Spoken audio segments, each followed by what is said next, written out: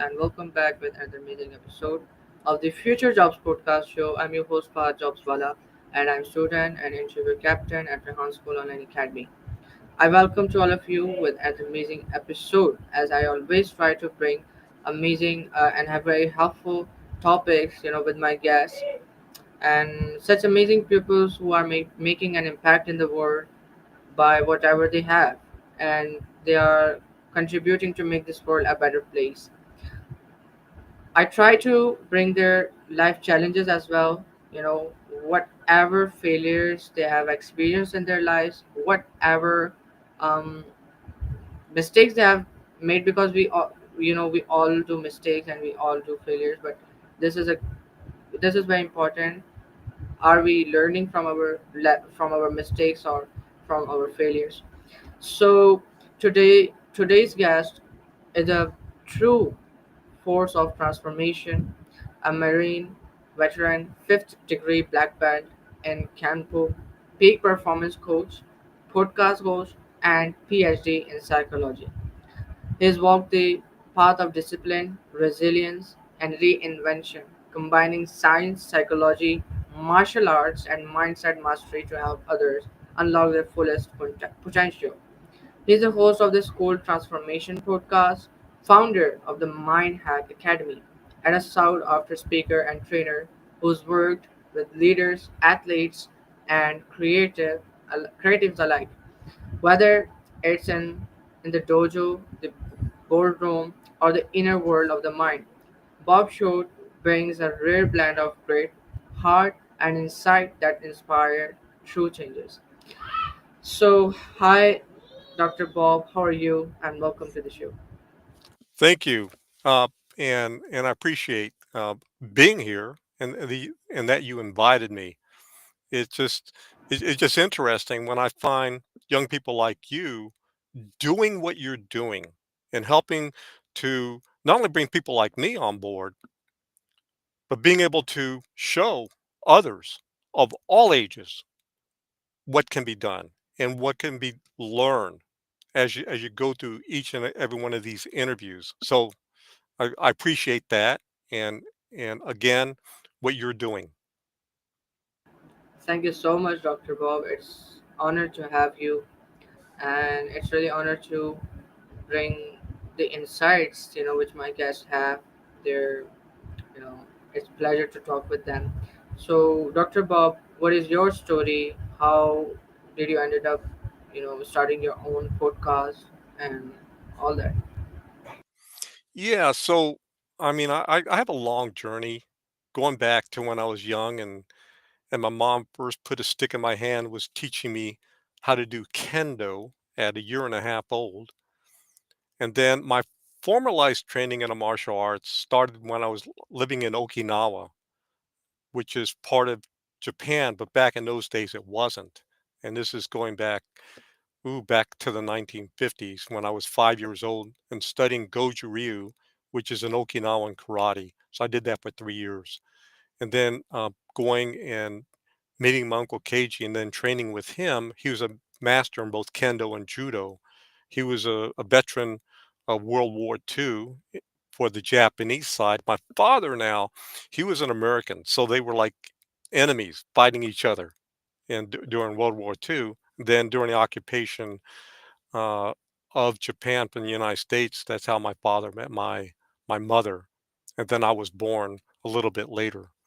And and so I looked through the years that I've gone through. I had my ups and my downs, and I had a lot of physical kind of stuff. And stuttering was part of that, but also getting injured on my grandparents' farm in the Ozarks. So it's like way back up in the country where the hillbillies are. And one year, and I was standing next to the stove where my grandmother was cooking, had a hot skillet on the stove, and it was an accident. The hot skillet full of grease got knocked over. It landed on my thigh, and I had third-degree burns on my right thigh area. and you may have seen scars from like burn scars and everything. So I had a huge one on my leg. Then a few months later, I was walking on a wet log and I had a can. It was an old-fashioned coffee can where they opened on the outside, so the edge was sharp, not like not like the cans that you see now. So it had sharp edges. I slipped and fell and it hit me right here and it sliced all the way up into my scalp and it opened it up. So I had stitches. You may have seen like I have a scar right here. So that was from back then. Yeah, And so I had a lot of injuries growing up. One of the things that I learned was that, yeah, we're gonna get hurt. We're gonna fall down and those kind of things. But it's what we do when we get back up. Yeah, I had these physical scars and they showed. And I was young and it was kind of like embarrassing, especially with that burn scar was the worst. Because you can like if I wore shorts and people like my friends saw it, it looked like it didn't look right. It didn't look perfect. And I learned to embrace it, but that was like later in life to the point where it's now almost gone. I don't see it and I wish I could see it now. But this guy can see a little bit here, but it was all the way up on my scalp. So it what was up here is kind of like disappeared. Uh, so I just have a little bit left. But now I accept the scars. I accept each one as growth. And and I'm also half Japanese, and which is interesting because my father's from the United, like I said, my father's from the United States. My mom is from Japan, and in Japan, they have a lot of different teachings, and one of the things is a teachings called wabi-sabi. So, where there's in imperfection is perfection, and one of the things is an art form called kintsugi. So, kintsugi is where you have broken pottery, and where we would normally throw away in the United States. In Japan, they take it and they put it back together with lacquer and then they put like gold around that to make it look even more beautiful.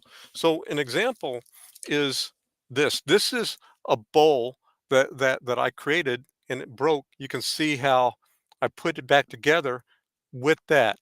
And so the gold is embedded in that. So this is an example of kintsugi, which is a form of wabi sabi.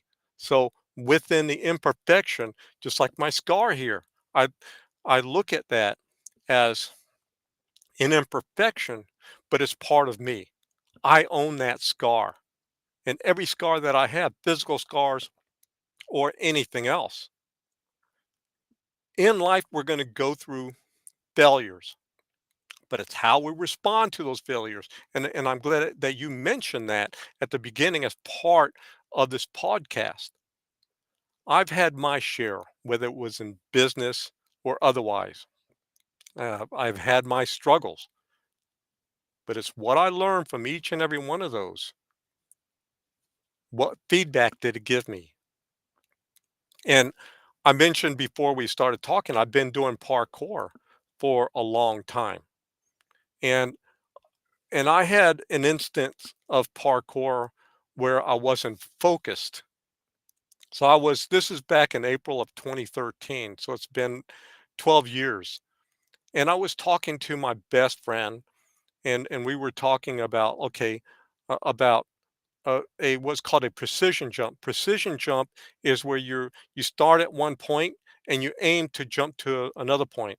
And in parkour, as you get more advanced, you start on top of a railing to jump to the top of another railing. And so I was doing that, but I wasn't focused on hitting that railing. I was focused on explaining how I was going to do it.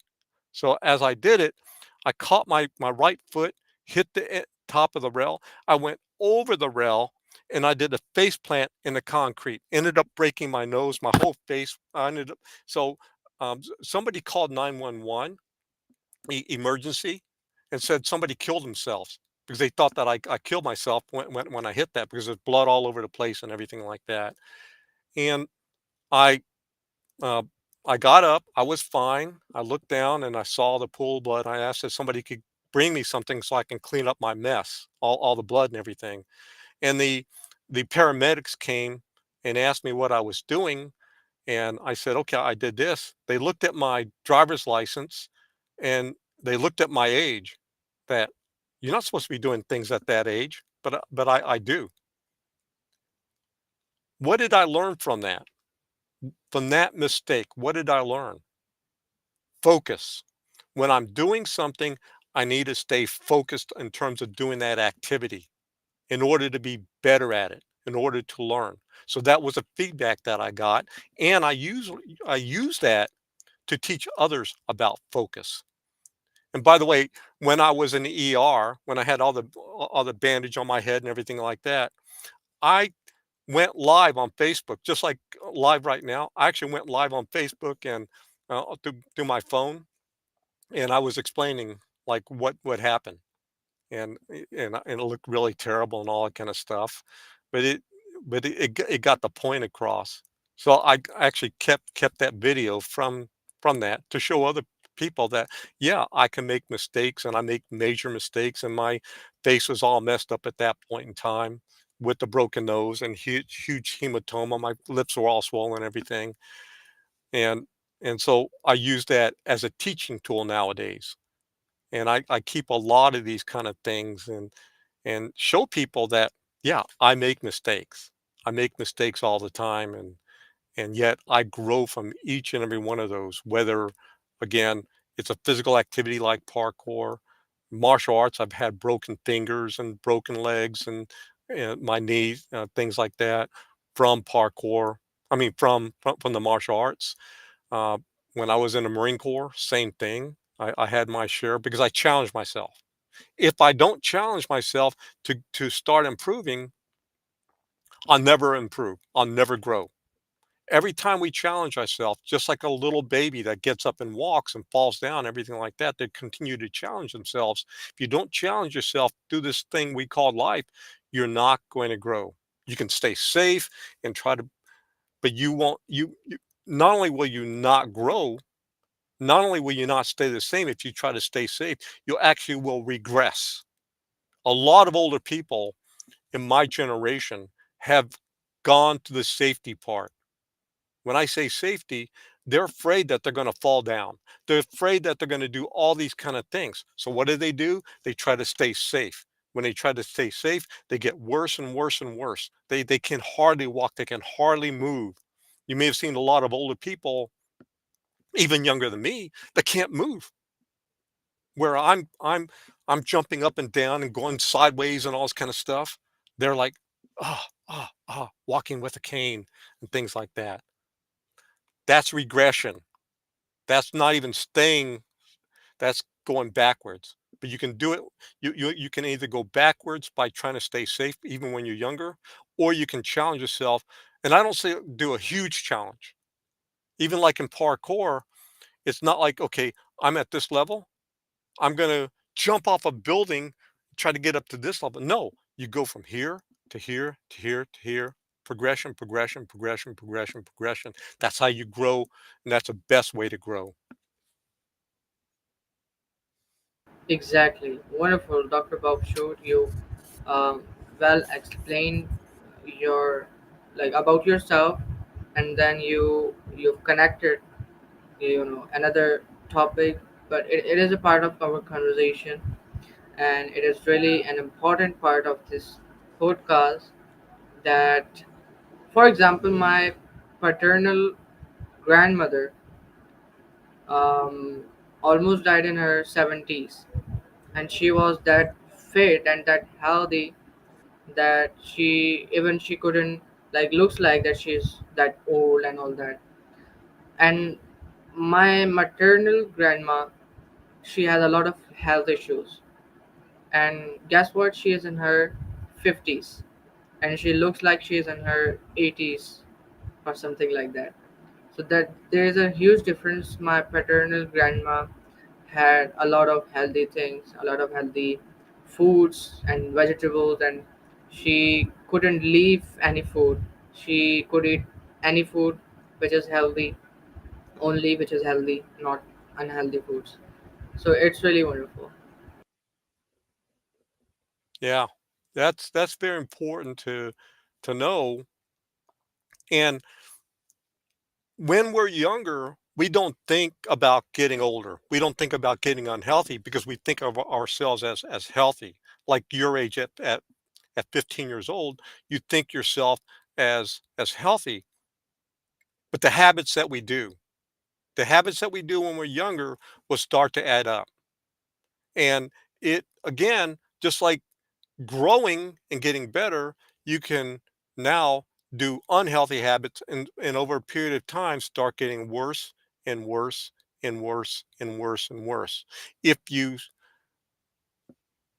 take a day off from exercise, that's fine. If you take a couple of days off, if you have to recover from an injury or maybe some sickness, that's fine. That's different.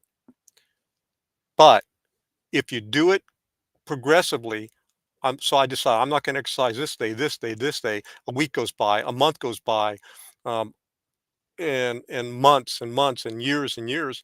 All of a sudden, you may have been at this point, but now you're way down here. So that by the time you hit into your 30s, 40s, 50s, 60s, you're going to be so far down. And I've seen this with a lot of people here in the United States. They stopped moving their bodies. They stopped eating the healthiest of foods. They stopped having that right mindset because it's not just the physical part. I do both the physical part.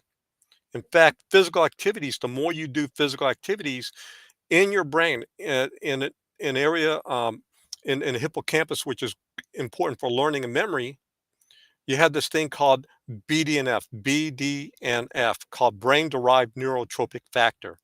Basically, what that is a gene and a protein. So, exercise is one of the most important things to expressing that part that produces BDNF, and then you're going to learn. So when you exercise and you study something like reading a book, you're taking a class, you're doing an activity that helps you to learn, you combine that with exercise, you're going to learn so much better. But again, if you stop exercising, it's going to be harder and harder for your brain to learn. And all of a sudden, you're going to have inflammation in your brain, inflammation in your body. You start aging really fast, brain aging and physical aging. And if you stop learning the same way, I know a lot of people, like even like when they graduate from college, they stop reading books. And in the United States, a lot of young people that graduate from high school, they go to college, they can't even read a book. It's hard for them to read a book because they didn't have no requirements to read a book. So I've been like encouraging people, go get a book, start reading books, start reading more and more. Don't just go on social media to look at social media memes because you're not going deep. It's all surface level. It's not in real learning. It's surface level information. You need to go deep in terms of learning so you can really bring it into you. And just don't read like one subject. Read across a lot of different areas and connect them.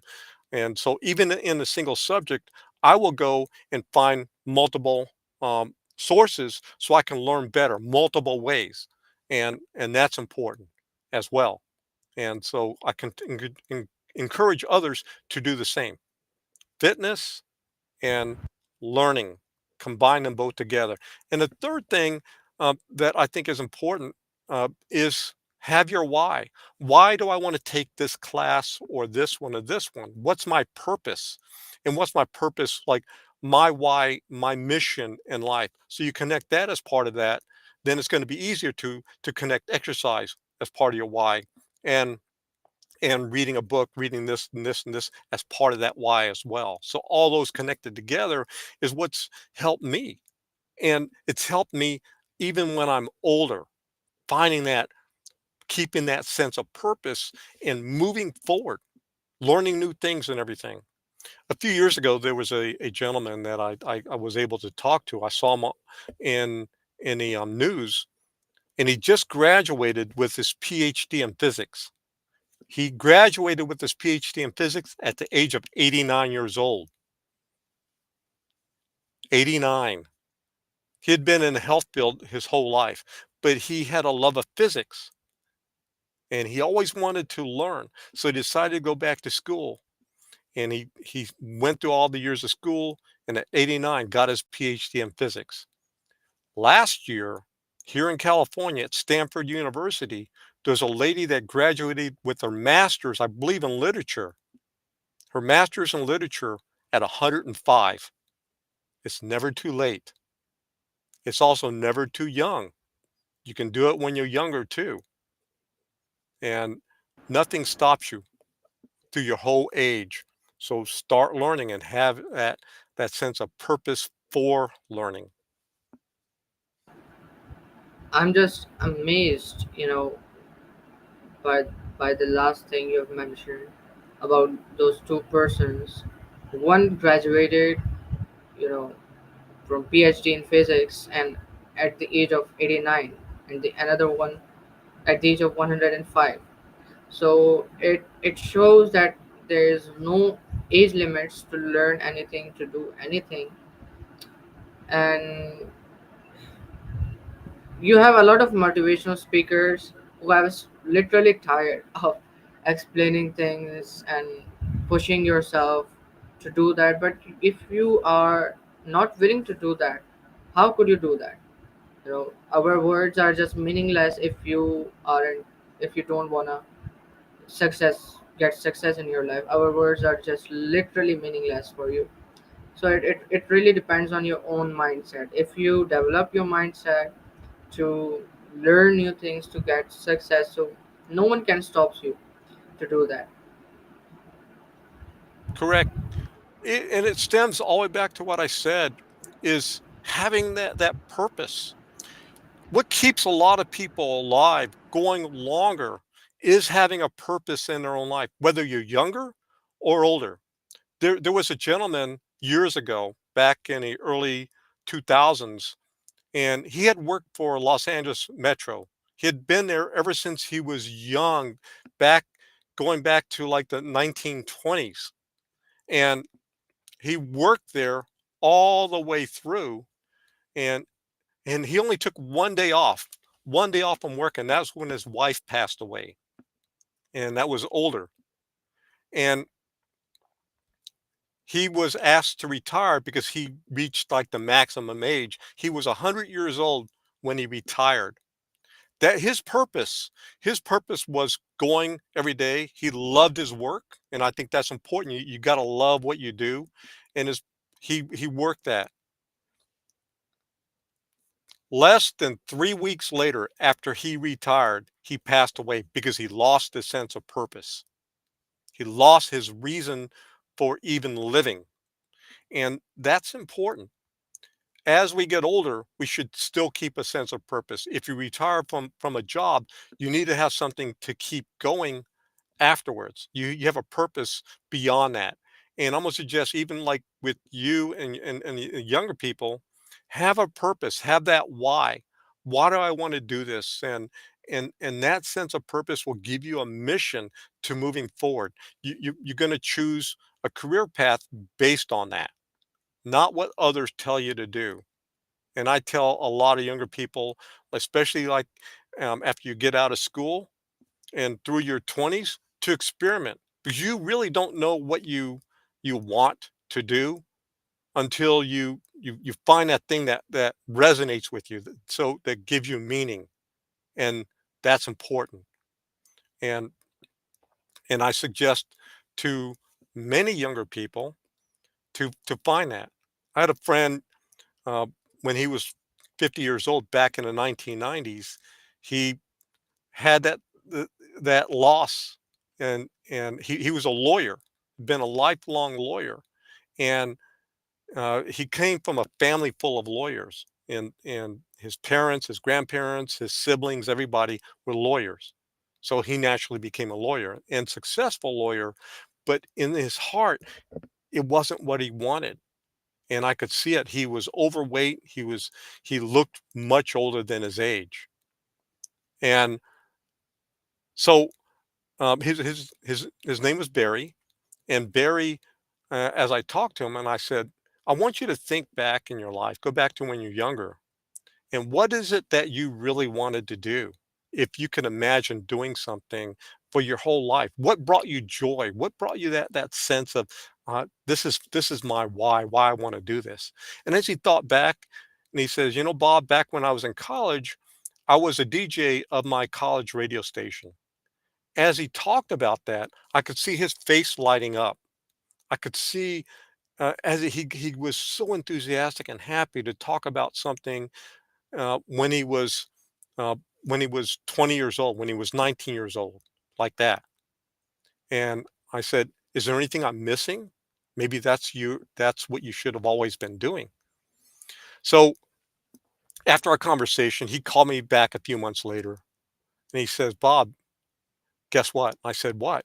He says, "I decided to start interning at a local radio station." And I said, "Really?" And he said, "Yeah. I've slowed down my law practice and I'm doing that." A year later, he went full into that. Now, he didn't have like he had a big place and he was married. His wife left him and everything like that because he didn't have all the wealth that he had previously. But he lost all this weight. He walked around with so much joy, like he was like so much younger. He looked 10 to 20 years younger. He walked around like a kid almost doing and talking about that kind of stuff. He moved from the big home to an apartment, and he was just having so much fun. And that's just one example of somebody that found his purpose later in life. And I've talked to many people that have found their purpose later in life that they wish they would have done that, but now they're doing it versus just continue to do and retire and not ever find that and then dying older faster. So, yeah, Exactly. Wonderful. I'm really sorry I just lost my access to the camera. I'm still trying to open it. I don't know what the that's fine. problem is. I couldn't. I couldn't open it. Anyways, thank you so much, Dr. Bob Short, for giving me your precious and valuable time for the conversation. And really sorry for this technical issue because it always comes with no warning, no, you know, Correct, no alarm correct. and everything. So I was really enjoying the conversation we were doing that before this live stream. We were really discussing about the health issues we have in this world, and we all have to apply healthy foods in our daily life. He Dr. Bob mentioned about the Japanese culture. He mentioned about his own relatives, actually, that one of his uncle died at the age of 109, and I don't know what another relative was, but he, My great aunt, the aunt of my mother, lived to 115 on yeah, so yeah, and his aunt of his mother lived 150 years in this world. So it's really amazing, and it is all about having a healthy life.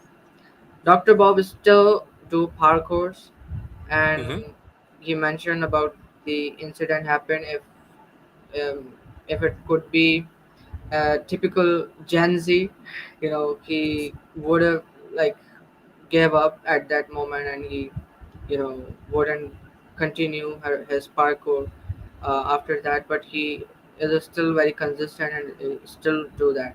So thank you so much again. It You're was really welcome. fun talking to you, and thank you so much, all the viewers watching and listening to this podcast. It is all about we we try to bring these all conversations, and we're trying to open your mindsets. We're trying to make your mindsets in a way that you can grow, that you can learn, and you can get success in your life. But it is all about doing some efforts by yourself as well, because not everyone can do that for you if you aren't um, open to that. So, inshallah, meet you soon with another amazing podcast, with an amazing guest.